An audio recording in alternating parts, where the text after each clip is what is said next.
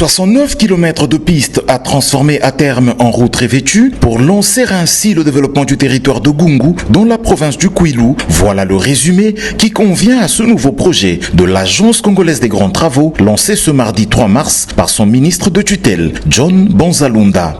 La cérémonie qui a vécu au village Bachamba, point de départ de ce projet routier qui va se terminer à Kakobola après avoir traversé Gungu, a connu la participation de l'exécutif provincial, des députés tant nationaux que provinciaux et des sénateurs, tous élus de la zone. Le mot de bienvenue à l'assistance, dit par le vice-gouverneur Espoir Massamanki, a été suivi d'une déclaration du caucus des élus du territoire de Gungu, saluant le projet. L'ingénieur Nico Nzaou, directeur général de l'Agence congolaise des grands travaux, dont la structure va piloter le projet, financé dans le cadre du programme sino-congolais et exécuté par Cisco SA, l'a présenté à l'assistance, donnant les garanties que ce dernier ira bien à son terme. Si nous sommes réunis aujourd'hui à Bachamba, ce n'est pas seulement pour lancer un chantier, c'est pour matérialiser dans le sol de Kwilu une vision nationale. Une vision portée au plus haut sommet de l'État. Une vision qui place les infrastructures au cœur de la souveraineté nationale.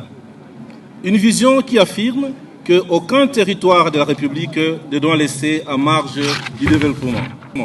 Ce projet comprend les dégagements et nettoyages de l'emprise, la mise en œuvre des couches de chaussée, la construction et la réalisation des ouvrages d'assainissement, les renforcements des ouvrages de franchissement existants, la signalisation des dispositifs de sécurité sur un total linéaire de 69 km. Avant de prendre place à bord de la bulldozer de la firme Sino-Hydro 11, sous-traitant de Cisco SA, le ministre a eu un mot pour la population. Bana Gungu oye! Bana Kwilu oye!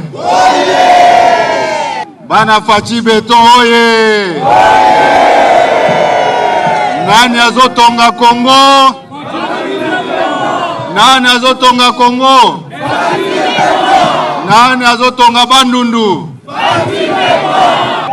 Bana Gungu kiesekele? Kiesekele?